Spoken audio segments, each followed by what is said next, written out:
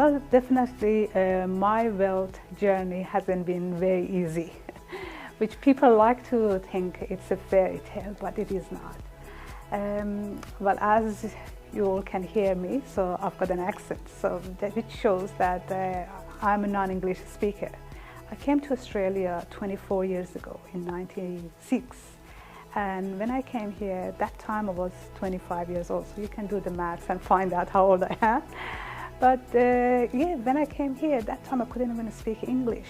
And I already had a bachelor degree in pure maths, but because I always wanted to study, so I decided to go to uni and do the study, and I had to even work very hard to pay for my education because I didn't have any support from family. I'm from a very, very average family.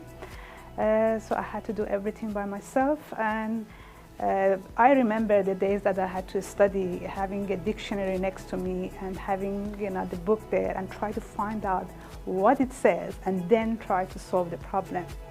So it's just because that's the way that I wanted to do it. So I knew what's my goal and to get there. So yeah, this is how I managed to overcome that problem.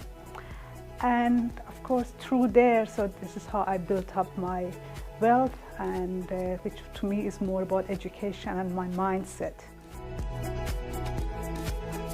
I remember first day when I was in uni, so one of my lecturers, when he was asking everyone that, okay, where is everybody coming from, or what's their background, or which university they did their undergraduate degree. And when I mentioned that, yeah, he made an interesting comment, and he said, oh, do you even have university in your country? So that really made me feel that, oh wow, so it's so many people who are even highly educated, they can be so ignorant. And that's why I thought, well, I can either, fight it and say that, no, you're wrong, and, storm out of the classroom, or I can just show him that, no, what am I made of? And just by doing the hard work and studying. Yeah, I had to, my journey is interesting and funny at the same time. I used to even go to library when I came to Australia in '96, because it took me about a couple of years to get my permanent residency, so I wasn't allowed to enroll in any classes.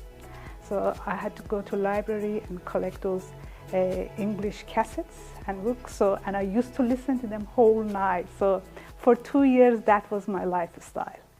So yeah, and I incorporated that, said that this is something that I really wanted. So there is no other options.